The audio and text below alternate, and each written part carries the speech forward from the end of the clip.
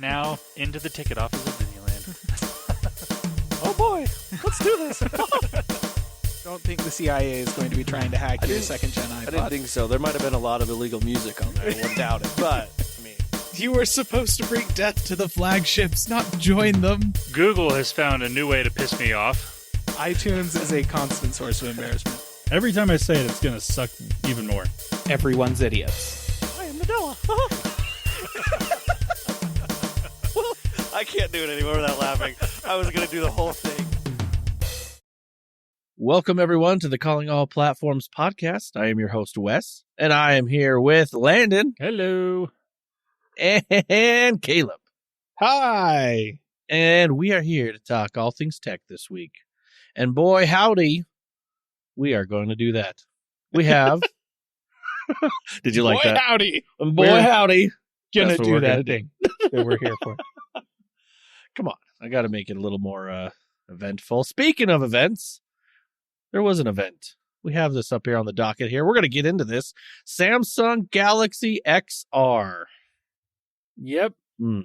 Yep. Not to be confused with the iPhone XR. They are, in fact, not related. Just Throw to be that clear. out there. That is turns true. out this whole time, that's what that iPhone was. It was an extended reality iPhone, and we just That's didn't what it realize it. Oh my gosh.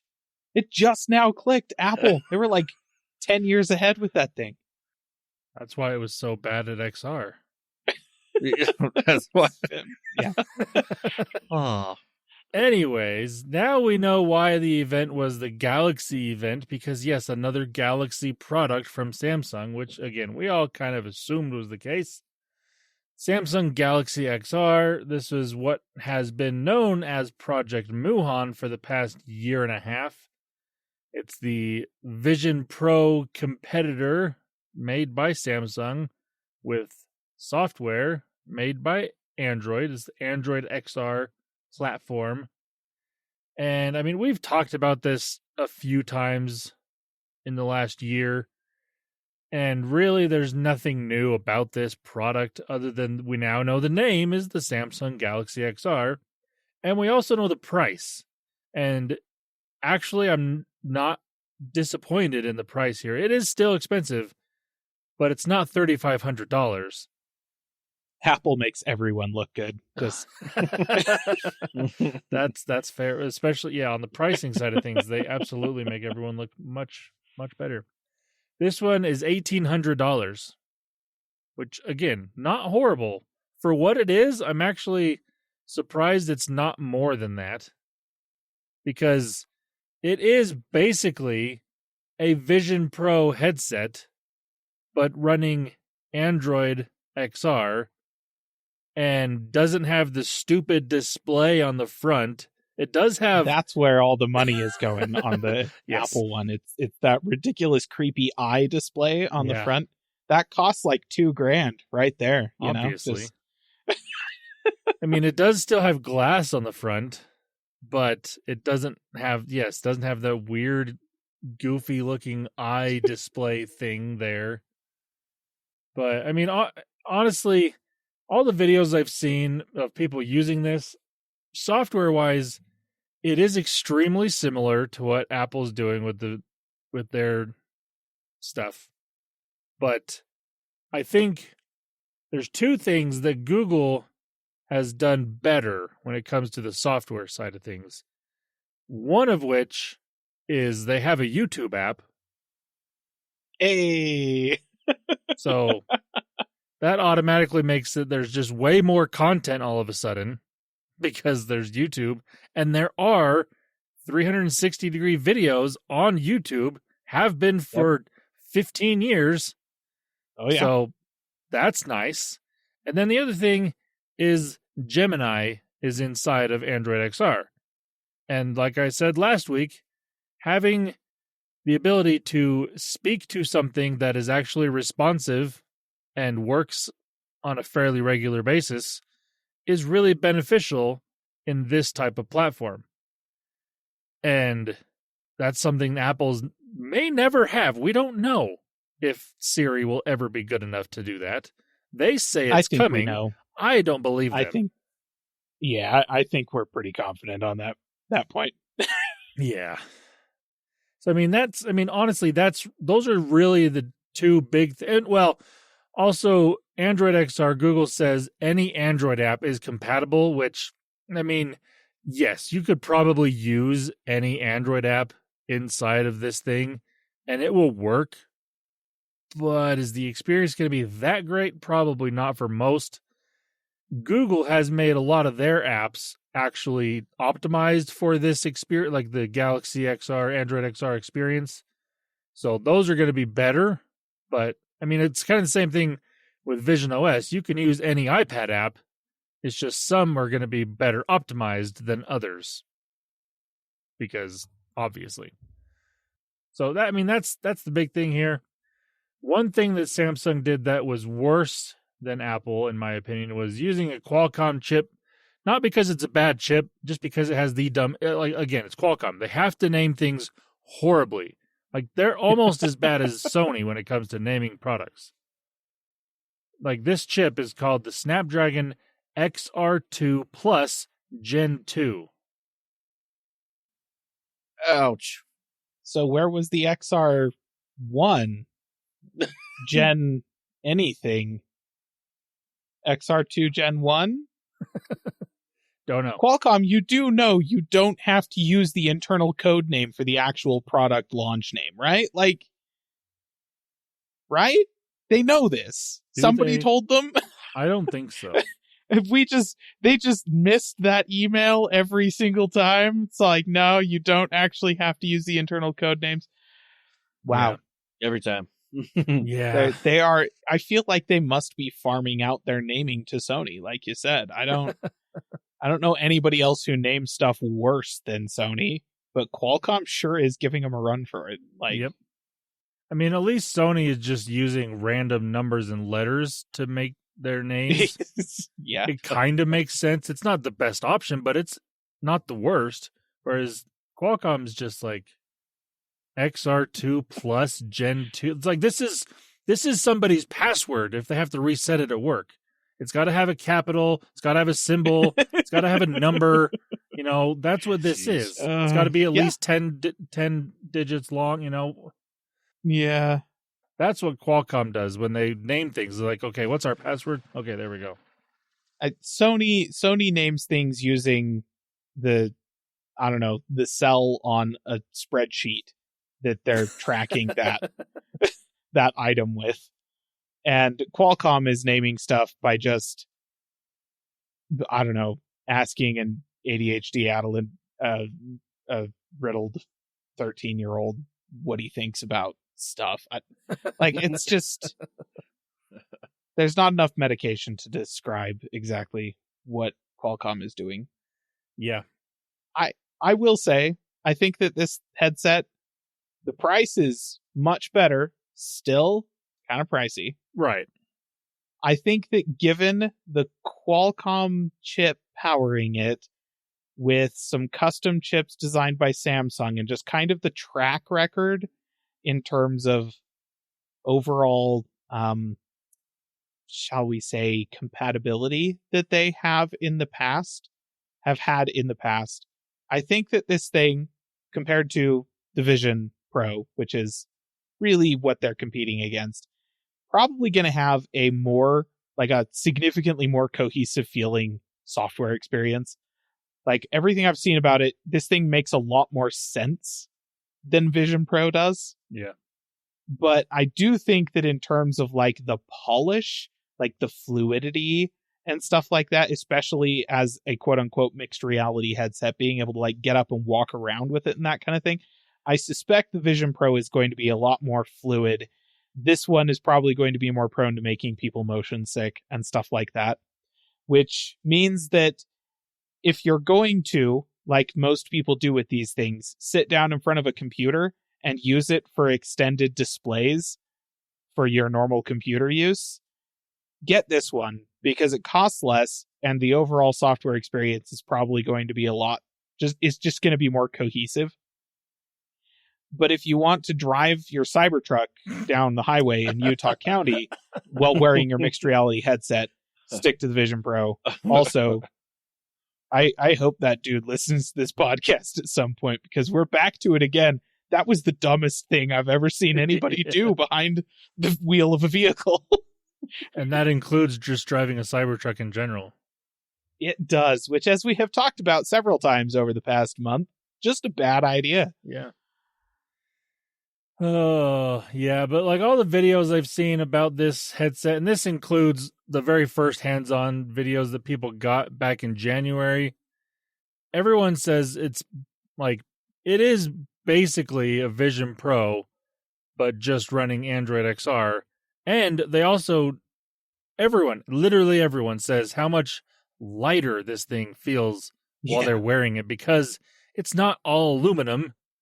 And it doesn't have a secondary display that doesn't do anything. I was going to say, it's missing that $2,000 eye display with its fancy lens that makes it look like your eyeballs have been, like, sucked into a void attached to the front of your face.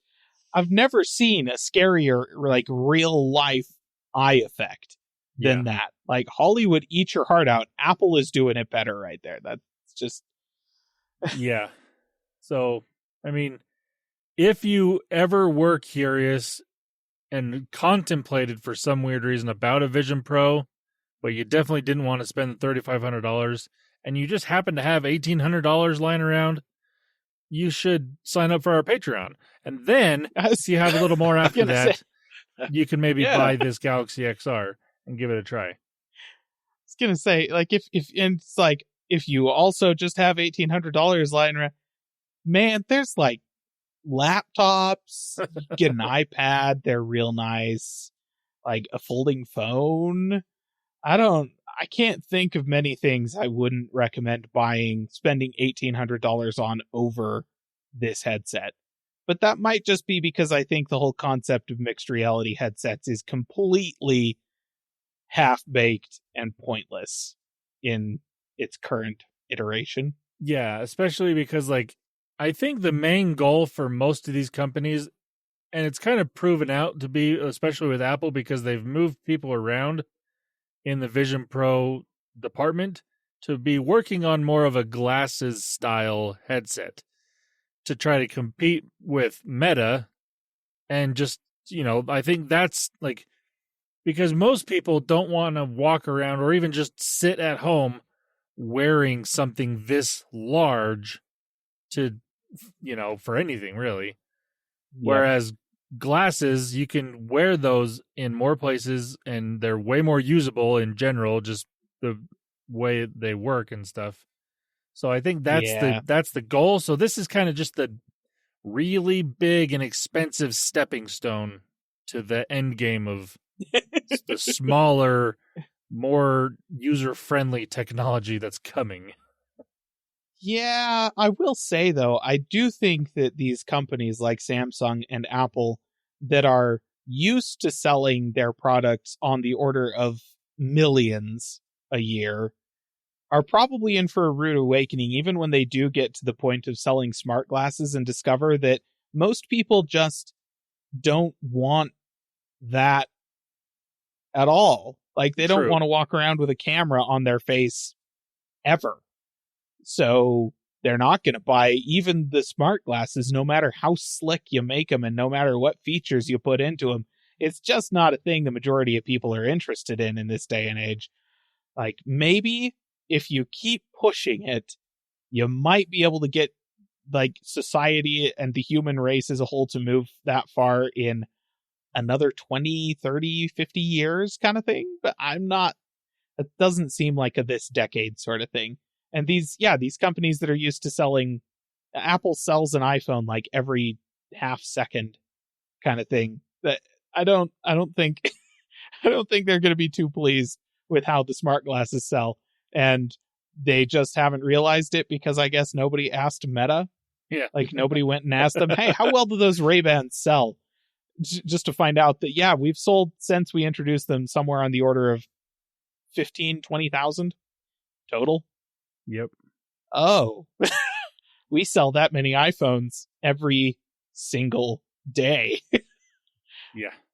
I mean, that could also be to the point that most people that know about these glasses, like Meta glasses, are also the type of people that are very wary of Facebook in general. So they're like, yeah, I'm not buying that one. I'm gonna wait. I mean, that's true. That's true. It seems like pretty much everybody who has Meta Ray-Bans are people who were already like compulsively filming and recording everything they did with their phone anyhow. So this is just making it a hands-free experience. Yeah. They're all influencers and YouTubers and TikTokers and stuff like that. Okay. I kind of see where the glasses make sense for them. That's a pretty dang small market though, and I feel like Facebook's cornered it effectively. Yeah, I agree. So yeah, Samsung Galaxy XR. It is available now to purchase from Samsung. Like I said, $1,800, and it does. Like I'm seeing pictures of this with controllers of some sort. I don't know if it comes with those controllers or not, if they're an accessory, but at least they have them at launch, and they're not made by a third party that you have to spend an extra $500 for, like Apple's. Yeah. So that's also another bonus. But yeah, so like I said, $1,800. It's expensive, but much, much, much, much better than $3,500. And it is a step up from the $500 you would be spending for like a Quest 3. And you're getting away from Meta, again, benefit. Never a bad thing. Yeah. Never a bad thing. Ugh. All right, well, let's go ahead and move on. I don't know if this is going to be good news or better news, but we're going to have some Apple news here. Big thanks to all our listeners for not buying the iPhone Air. Yeah. Listener, when we talked about the iPhones from this year, and I issued the specific request to A, just buy the normal iPhone because that's by far the best bang for your buck. Or B, if you really want the fancy one with the new battery design and stuff, to get the Pro and just not buy the Air. I really appreciate you all evidently listening and following through with that advice, because apparently the iPhone Air has been selling poorly enough that Apple is reportedly going to be cutting the production of it about in half. Yeah. Like we're talking like 50-60% production number cut. And they're going to be shifting almost all of that production over to just the vanilla iPhone, which has been selling like gangbusters. Weird.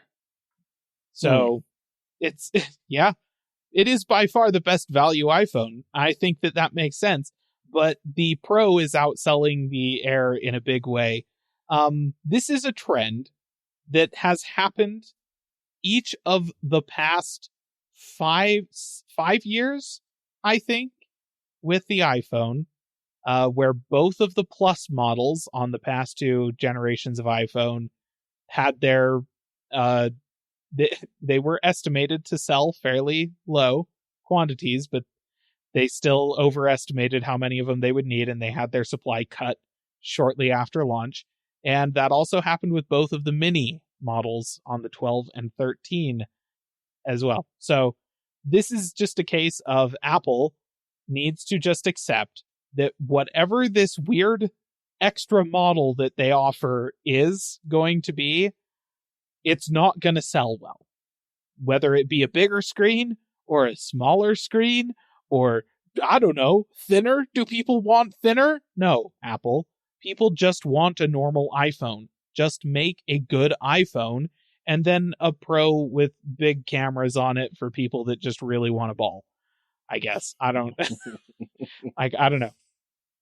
But yeah, that's all. Just chiming in to say thanks. Appreciate y'all listening and not buying the Air. It turns out the Samsung super thin phone also not been selling particularly well, to the point where Samsung evidently, despite already having the next generation version of this phone essentially done, it's designed, it's like ready to go through manufacturing trials and be sent to the assemblers and whatnot. Samsung just canceled it and retasked the entire team that was working on it to do other stuff. So Samsung's given up on it. Apple is not having a great time with it either. And I hope that it doesn't see another year. Wouldn't that be nice? Yeah, I mean, well, at least Samsung, utilized the technology to give us a really thin and nice folding phone on top of that. That's Whereas true. Apple has yet to do that. We assume that the technology used in this iPhone Air is because it's what's being utilized to make an iPhone fold of some sort. But we don't know that for sure because they haven't given us that. Whereas Samsung is like, hey, we got this ridiculously thin folding phone that when it's closed is the same thickness as a regular phone. And also, because we were able to do that, we made a really thin regular phone that you're not going to want, but we have it for you anyways. Turns out it has half the battery capacity of the folding phone. Oh, you don't say. Never mind then. We're all good. And it's the funny thing is I have heard people say stuff like, oh man, the iPhone Air is so cool. Every single one of them, without being prompted, feels like they have to justify the battery life. And I'm just like, the fact that you yourself feel this way suggests to me that you will not be using this phone after 12 months from now. The new lineup is going to launch. You're going to buy a new phone. You're not going to admit that it's because your past year with the iPhone Air has been a tiny slice of hell, just living from outlet to outlet. But we all know. Yeah. We all know. Yeah. So, all right. Well, let's go ahead and get into some general tech news. First on the here is Wreck-It Ralph 3. Amazon breaks the internet. Yeah, the sequel nobody wanted. That's pretty funny, actually. So, listener, I'm not sure if you noticed half of the services you use on the internet not working at the beginning of this past week. Yeah. But they weren't. Isn't that fun? That whole experience was for me kind of miraculous because it displayed to me just how few of the services I actually use rely on AWS. Almost none of them. Pretty much everything I do is hinged off of Google, Apple, or I guess Azure. Yeah. I don't know. Or, to be fair with that also, it was one data center for AWS they have multiple throughout the country, and there was one that went down, and so from what I understand, there was still a lot of what AWS does do wasn't down, but this one was just a lot of big apps that people use. Yeah. Well, so this one data center was responsible for some of the traffic that was coming from the other data centers as well. So it was the kind of thing where some services were completely down, like totally shut down, did not work anymore. And that caused a lot of people issues. Other things were not necessarily down, but they were, in terms of actual capacity, restricted, right? Stuff was moving slower. Stuff was not as responsive as you expect it to be on the modern internet. So yeah, but it's a big thing. AWS had a significant outage in one of their data centers that affected a large portion of the internet. Not necessarily surprising.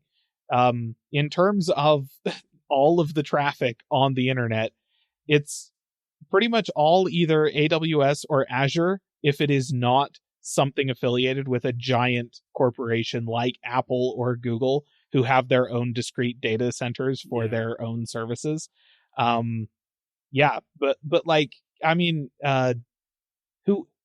Netflix uses AWS, Disney uses AWS, I'm pretty sure, for Disney Plus and Hulu and all that stuff. So it's it's a big deal.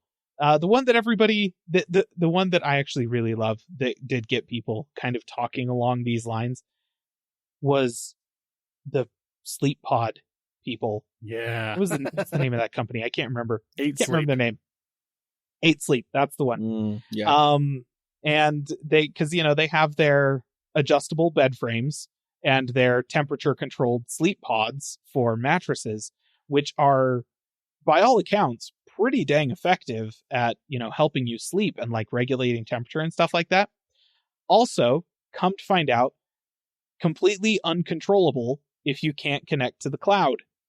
Yep. Oh, And their entire service went down with this outage on Amazon's web services. And so people were not able to adjust the angle of their beds. They were not able to adjust or control the temperatures of their beds, meaning some of these people were literally cooking in their beds because the thing was adjusted too hot. And it's like, you have to basically at that point dismantle your mattress and remove the thing. Like, it's just wow. take all the sheets off and then remove the entire water-filled cover for it, which I think, unless I'm completely wrong, zips like it's a complete mattress surround. You have to unzip the side of it and physically remove the mattress from this pod before you can. Anyways, Wow. I didn't know that. this whole thing, which did get people to ask the question, why does this need to be connected to the internet to function? Yeah. And 8 Sleep's response to this was to reassure their customers that they will be adding an outage mode to their products via update that will allow people to adjust this stuff in the event of an outage without being able to connect to the internet. Which, of course, begs the question, can I just turn that on all the time? Yeah. Can I just have that Yeah. be the default functionality? Maybe just 100% outage mode? Like, what happens if I open up your hardware, find the Wi-Fi chipset on the board that controls this thing, and stab it with a screwdriver?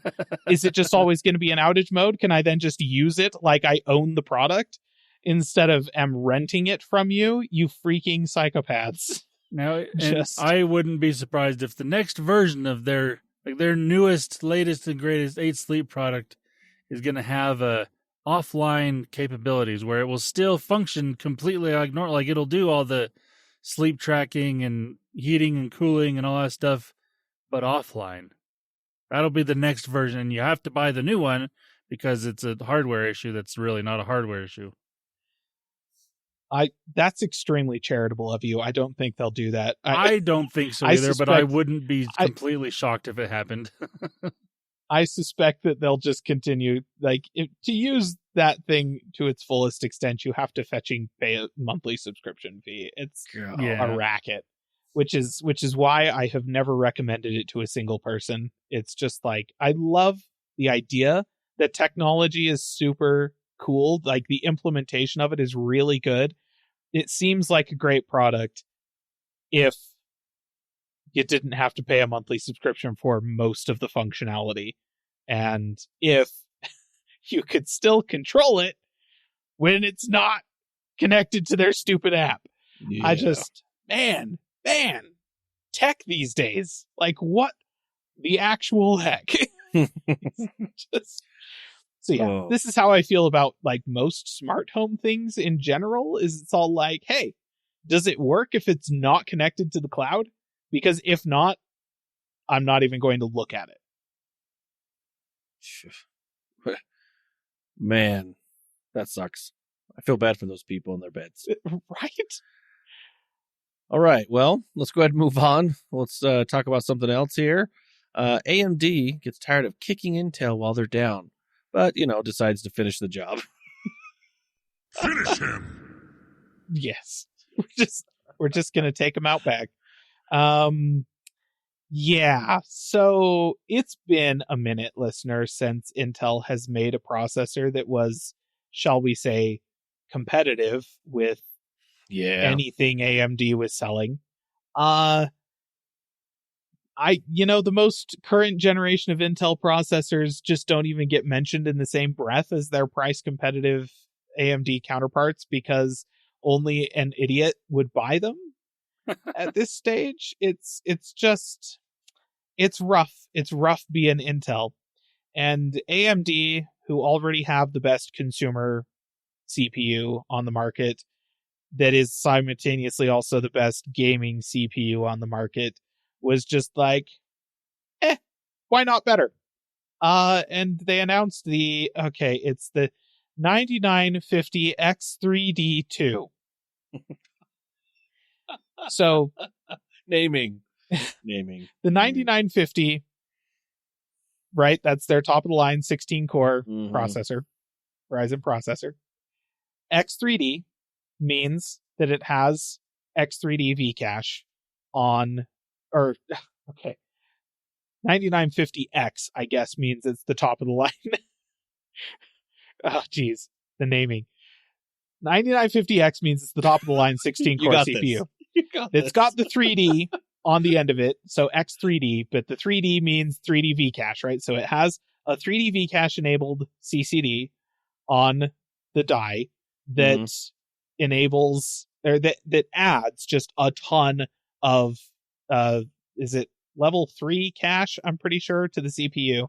And that helps a lot with gaming workloads in particular.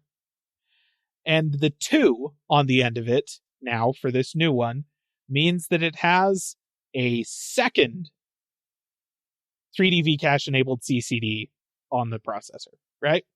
So these 16 core chips, the 12 and 16 core processors from AMD, have 2 little chiplets on them, 2 separate dies that are each either 6 cores or 8 cores, depending on if it's the 12 core or the 16 core version. They have 2, and that's how they get to the 12 and 16, right? That's just how they build their processors. With the X3D stuff, the 3D V-cache, in the past, what you've been able to do, what they do is they put one of those cores with 3D V-cache on it because, I don't know, there was probably some kind of engineering reason for it, but that is, that was the difference. This new version now has both CCDs have 3D V-cache. And that means that this thing is going to have like 190 megs of third level cache, which is, to be clear, listener, that's more third level cache on the processor itself than the first computer that I owned had RAM. Okay? Jeez. So, like, the first computer I used had a smaller hard drive than that. Right? So, like, this is within my lifetime, which, to be clear, as far as people who use computers, I'm a little bit on the older end of things. We're not exactly youths, I suppose, here on this Yeah. podcast. But the very first computer that I remember using, my old family computer, had, I want to say, 100 meg hard drive in it, which was not a lot. And the first computer that I ever owned was, it was a hand-me-down from one of my uncles when I was a kid and stuff like that. And it had, I want to say, like 75 megs of RAM or something like that. Like it did not have a ton of RAM. And this is the third level cache on the actual CPU itself, 190 megs of RAM. So it, obviously they haven't launched this thing yet. They have just announced it, but it is hard to imagine that this is going to hurt the gaming performance of this processor. So great. Intel was doing nothing to catch up, and AMD was just like, well, that's fine. We'll just compete with ourselves, I guess. Yeah. Which, I mean, is great. I'm glad they're still doing that. The only problem is they're not really competing with themselves on price, unfortunately. So still not necessarily great for the consumer. Intel, please get well soon. True. It's true, Intel. We do need you. Anytime now, if you could. But yeah, that's coming from AMD. Wild, but okay. Jeez. Well, Intel, we do need you. Let's go ahead and move on. We're going to talk about some gaming news. First on here, the best way to experience an Xbox ROG Ally X is Linux.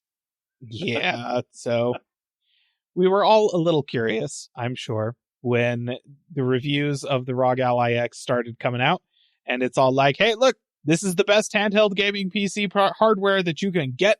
It's the fastest. It's awesome. And if that's what you're looking for, then okay, $1,000 isn't exactly like cheap, but it's that's what you got to pay, I guess, for the best. Turns out, it is a PC, right? It's a handheld PC. Yep. x86 What it processor and everything. You can just uninstall Windows from it and load on a Linux distribution like, say, Bazite. And that gives you an experience that is quite similar to SteamOS. Not identical, but pretty dang close. Turns out, yeah, you get more frames if you're playing games on by a Linux. lot. Is it a lot? I didn't see. It depends on the game. The games that were tested, that I saw tested, were kind of like, some of them you were getting like an 8% increase, right? You were getting, it's still a handheld PC. You're getting an increase of like maybe 5 to 10 FPS. But some of them, it was like 45 to 50% uplift. Oof. just by going to Linux. It seemed like the biggest difference is the game a Linux native executable, in which case you're getting the 45 to 50% boost over Windows, or is it a Windows executable that is being translated to Linux on the fly by Proton, essentially. Right. And in those cases, you were looking at more like a more negligible difference, 5 to 10% increase, which for some of these games, you're talking about an FPS increase from 40 FPS to 43 FPS kind of thing. It's not, almost feels margin of error, probably not going to be that noticeable. But what is going to be pretty dang noticeable? Not having to install Windows updates. Not having to deal with Windows 11's sleep and power management issues. Having a thing that was actually built from the ground up for a handheld mode instead of, yes, you do have the new Windows Xbox handheld mode, which is better, but still not as good as something that was built that way from the ground up, because it is still just a skin over top of Windows 11. It's true. So it's oops. Best version of this doesn't have anything to do with an Xbox at all. So that's rough for Xbox. But on the plus side, if you have kernel level anti-cheat, you're stuck with Windows 11 anyways. Yeah. So is that an upside? I'm not sure. I guess maybe the upside is for Microsoft, not for you, listener, as a user of devices. Maybe just avoid games that have kernel level anti-cheat, which honestly is like most things from EA. Which, like, man, a month ago would have been a really easy recommendation to make, but it does look like Battlefield 6 is a pretty good game. Which sort of sucks, because it used to be really easy to just be like, just don't play anything by EA. But man, Battlefield, Yeah. Tough choice, listener. Battlefield 6 or a better experience in literally every other way. Only you can decide. Only you can decide. Go, Joe. All right. Next topic here, we're going to talk about Microsoft. And Microsoft they reportedly, quote unquote, asked its Xbox division to deliver 30% profit margins.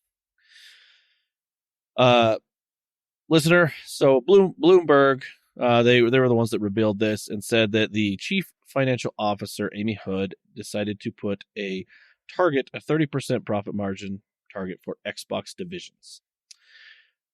Hence the price hikes, hence the consoles going up twice on there, and the $1,000 ROG Ally X. So just kind of put this in perspective.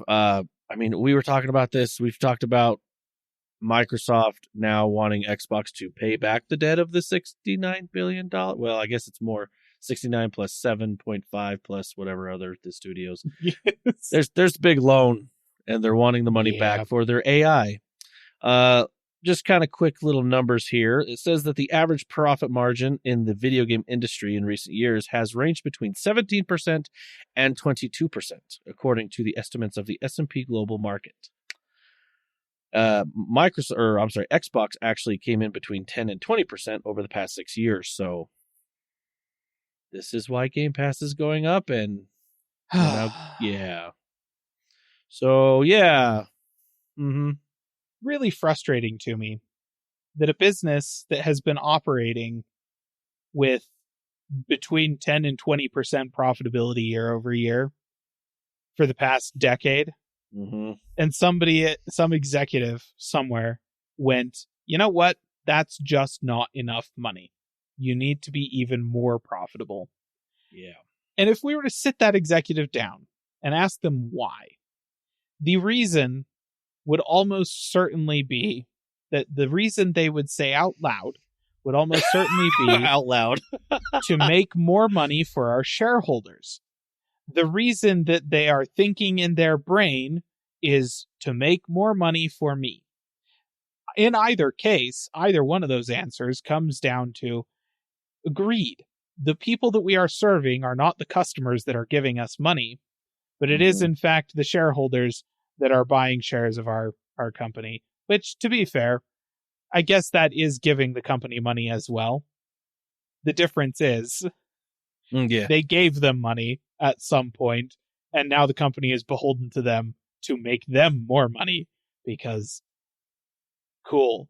Forever, onward and upward in a world with finite resources, you have to never stop making money. It's just the whole thing baffling to me. Giant corporations are silly. 10 to 20% profitability for every year of the past decade, which includes, listener, I'm not sure if you are aware of this, a global pandemic. Yep. I think that's a great track record. And honestly, Microsoft should have just let Xbox keep doing what they were doing. Just let them keep going. Like, yep. Gosh dang it, man. The division as a whole was profitable. You didn't have to ruin their all the goodwill the community had for them to make money off of them. You just had to let them keep doing it. Yep. Yep. I'm not happy either. But getting those numbers, that I was pretty shocked about. But anywho, that listener, I wanted to report on that to kind of give that. You can take a look at that Bloomberg article. It goes into more details of everything. But yeah, I just had another thought. This is a psychotic number, this 30% they're pulling out, when Nintendo has evidently not been more profitable than 22%. If Nintendo can't do better than 22% profit margins on the crap they sell, Xbox, you ain't never gonna see 30%. There's no way in space. God, it's just, I don't want to talk about this anymore. Just because as we start revealing things and thinking about it, it just hurts even more. Yep. Well, I mean, to be fair, when you think about it, Microsoft is predominantly a software company, and they make, the amount of money they make off software is ridiculous. The margins are just, 80% after a year of being on the market. So when they see 20% from Xbox, like, how is it so low? It should be at least this. It's because they actually produce things over at Xbox, Microsoft. They give a physical They don't just sell subscriptions to the same software you've been making since the 90s. Yeah. Oh, yep. All right, let's go ahead and move on. Speaking of redoing software since 2000, what do we say? 3? Anyway, so the Halo is back. Is it 2003? Holy cow. I think so. Halo. They came out with a game called Halo Combat Evolved. First was actually being made by Bungie we're having a little history lesson right here, for the Mac. Oh, you're doing the history lesson before we even announce what we're talking about? Oh, yeah. Well, yeah. And then, I got to say the years. Okay, let me keep going on this. Okay? Then a couple of years later, almost, let's see, because it was Microsoft bought them. or bought Bungie, and then decided that to launch the Xbox, the OG Xbox, they needed a killer app, which this app was Halo Combat Evolved. Big old, sold hundreds of softwares, consoles, made Xbox a thing, this game. Well, it's going to be 25 years coming up here with Halo here. Guess what? They decided they're going to redo the campaign of Halo Combat Evolved. They're actually going to call it Halo Campaign Evolved. And they're redoing all the art assets and everything in Unreal Engine 5. They went ahead and put a demo out, a level demo. I cannot remember what level it was. Let me see. I did not write it down, but they did do where someone just walked through like a trailer into the whole level in the new graphics, and you can kind of see Chief is actually running, aiming down sights, kind of modernized the Halo Campaign Evolved. And it is coming out next year to Xbox, Steam, ready for it, and PlayStation. Yep. Now, listener, if you're one that's sitting there thinking like, well, I would not have thought they would put Halo Camp. Listen. I need you to listen. They're gonna put it everywhere. They've been saying this for a while. Just accept. We're gonna have to accept that Halo and all the big. What's the big ones for Microsoft? I mean, they already put Forza on PlayStation. They've already put Gears on PlayStation. Let's see. Halo is the next big one, and I guess Fable was pretty big. I'm going to assume Fable. Yeah. The next one. So does Fable still count as a big Xbox tentpole? Given it that nothing has was been done with the franchise in like 15 years. It was. I mean, you think Fable, you think Xbox. It wasn't anything. But I'm just saying, I think the trend is going to be the next Fable game is going to be out everywhere. Yep. It is, like I said, Xbox. Now, when I say Xbox, I'm also including the Xbox PC. Okay, that's just anything Xbox, it's going to be out. PlayStation and Steam. I did not see it on Epic Store. Oh, that means I won't be able to get it for free. Dang it. True. What they're doing is they're just redoing the campaign in there. You're going to be able to do the up to 4.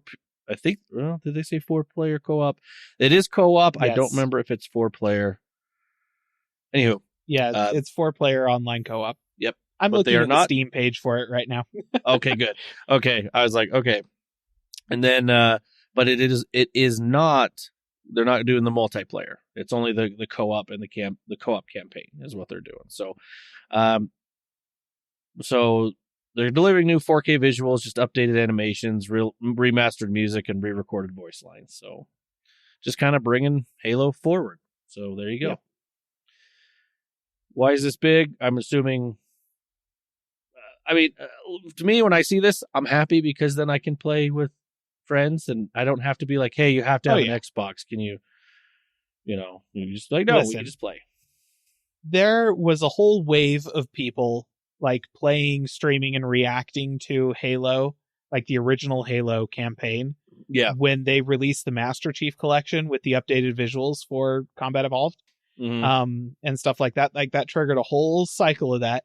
And as a person who played Halo back in the mid-noughts, that was so much fun to watch because like you just go to YouTube right now and just Google like so-and-so sees the flood for the first time. And those reactions, man, those were great. Like that was such an awesome moment in that campaign. So I think that this is probably going to trigger yet another wave of people reacting to seeing the flood for the first time.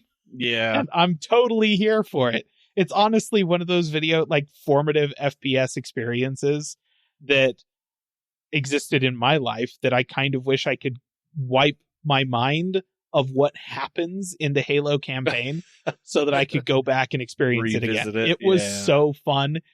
It's like level 2, like class 2 fun. I was not enjoying it in the moment because I was like crapping my pants. But no, Yeah. it was great. It was so great. Such a vibe shift in that game, and I love it. I guess that is an update though if it's the 4-player co-op, because I think the original you can only do 2-player. The original had no co-op at all. Really? And I Yeah, I was don't wrong think then. they changed that for the Master Chief Collection either. I think it was still just the single player. They added 2-player co-op to the campaign for Halo 2. Came out like a year and a half after, or no, 3 years after the original Halo. But yeah. Yep. And I will say I have seen so many hot takes from people on the internet over the past week about this, and so many people that are just pissed at Xbox for releasing the original Halo on PlayStation, on Steam, all this stuff. What happened to an Xbox exclusive? And here's the thing. I think that you can make that argument. You can have that fight over a lot of things that Xbox has done over the past year and change. Forza, as an example. Gears of War, another great example. But Halo is the weirdest place to try and plant that flag. If they were bring, like remaster Halo 2 again for some reason and bring that around to PlayStation 5, you can get mad when that happens. But the original Halo was designed originally for Macs. The first time anybody saw any gameplay of what would end up becoming Halo, it was a completely different game at the time, but it was under development by Bungie, and it was being bankrolled by Apple. It was introduced on stage by Steve Jobs in like 2000 or something like that, as a way to show off the power of, I think, the G4 Power Max or something like that. This game was designed for Macs first. Then Bungie was bought by Microsoft. They fast-tracked an Xbox port of it so that it was ready for the release of the original Xbox, and then they finished the Mac port and released it on Mac afterwards, right? This is a game that I played while everybody else that I grew up with was playing it on an Xbox on my G4 Power Mac. Yep. Back in the mid-noughts, because it was an Apple game as well. This was never really a console exclusive, Combat Evolved. Halo 2 was, yes, absolutely. But Halo 1 was not. So putting this on the PlayStation, okay, whatever. They didn't announce a Mac port of it. Maybe I should be offended by that. That would be actually kind of cool if it had the Apple logo there or something. At the end. They should that make would a be Mac pretty- port of this thing, because it was a Mac game originally. That would be funny. Bizarre history lesson for you, listener. Just kind of tack this on here at the end. Probably that was easier then than it would be now, given that the original Xbox was running the same type of processor as Macs were at the time. True. Yeah, they I were didn't think of using that. PowerPC architecture Mhm. in the original Xbox and in the Macs of the period, which is weird. But yeah, so I'm really looking forward to it. I may very well buy it because, yeah, I do have quite a lot of nostalgia for the campaign of this game. And, I played through a good chunk of it when the Master Chief Collection dropped on Game Pass, but the visuals weren't, I don't know. I didn't like it. Didn't look right to me. Didn't feel right. So I'm hopeful that this is, since it's a complete rebuild and all the art assets are being updated and everything, I'm hoping this will feel a little bit more impactful. Yeah. If I remember, so Halo Combat Evolved had an update before, because if I remember, they redid it on the 360 and sold it as its own thing on the 360. And then when Xbox One came out and they did the Master Chief Collection, they just kind of took that port Oh, or was that it the 360 and then port? moved it to there and gave it the the update Yeah. to move to the one, and then Yeah. and so this Yeah, is so it's With the one that's in the Master Chief Collection is, they have the original visuals and the updated visuals, and you can swap Yeah. back and forth between the two. And it I really will comes say down that was to, pretty fun to do that. It like, was. back and forth. but you can tell because of that, it's the same game engine, Mm-hmm. and they've just updated the textures and stuff like that. And that just, I don't know, it wasn't putting a new coat of paint on my nostalgia the way that a true remake does. You know, Right. with remakes like this, what I'm really looking for is not for them to just refresh the textures or something like that. I want them to redesign the game to feel modern. Did you actually watch the video? What Did you watch video? it? Oh, the trailer? the- No, yeah. I didn't actually. I mean, like I said, I'm on the Steam page right here, and I'm looking at the pictures and video clips they've got on here, and it looks pretty sick, I've got to say. And like you said, it feels modernized. You know, it feels like this is a modernized FPS. It's kind of like I went and played the original System Shock years and years after the fact, and stuff like that.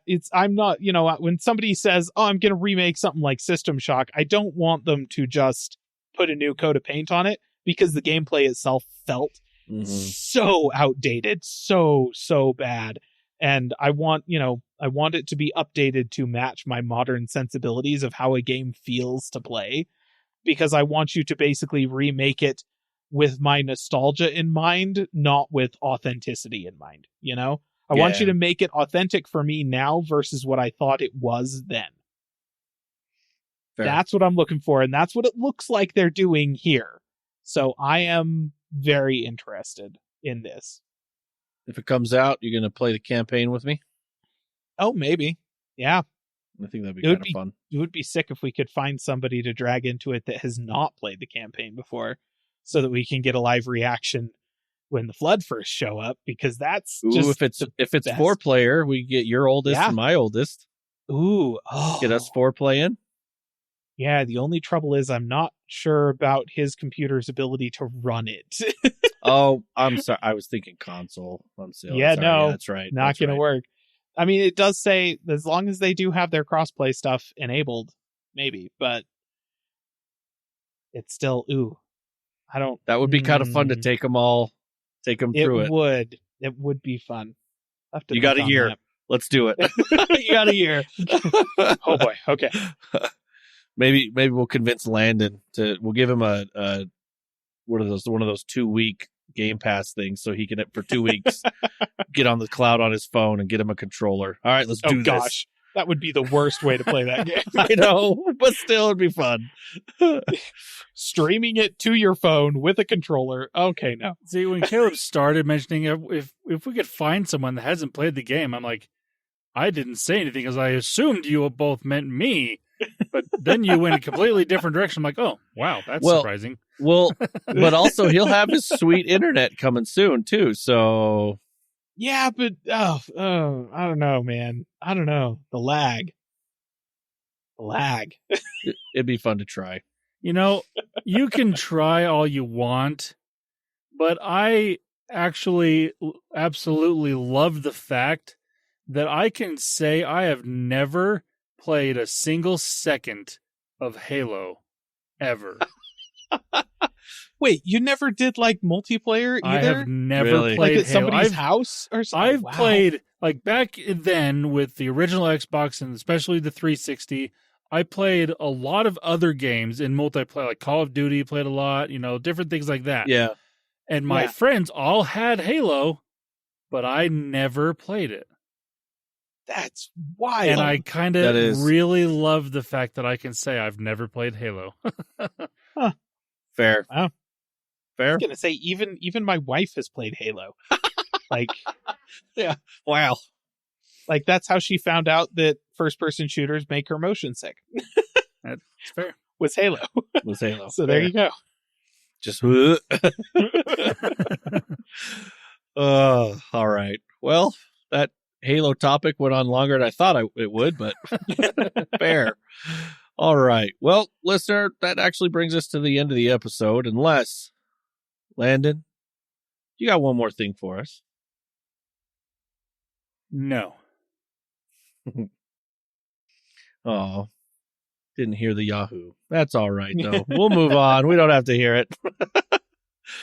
Oh, no, he's going to do it. No, I'm not. Well, I thought listener, about it. we appreciate you listening. If you want to get a hold of us, want to say something, want to go to the Patreon, because we have one, because you got the millions and billions, and want to subscribe, and we'll give you some whatever is on there. I can't remember what we put on there for the levels, but Yeah, we probably ought to review that and update it. yeah. Or if you want Caleb to review another free game, take a look at it. Actually have intentions of doing that, but I'm going to make the video about my switch to Linux first for gaming, because I got to get that done. That's amazing. You heard it here. He's actually making another one. I'm making a video. Is Woohoo! it possible we could get 2 in the same year? Almost at the end of the year. Wow. Yep. Love it. Definitely not 2 in the same month, though. Can't promise that. Can't That's not promise happening. Fair. Well, listener, we appreciate you listening. Like I said, if you want to get a hold of us, you can. We're on social media platforms as well as callingallplatforms.com. If you want to check out that YouTube channel, subscribe, and be ready for when that next video hits. You can hit that ding or whatever that bell thing is or whatever they say. You can always do that. All right, listener, have a good week. Bye-bye. See ya. Calling All Platforms is a production of Supporter Sound Studios. To learn more about how you can support the podcast, go to www.patreon.com/callingallplatforms.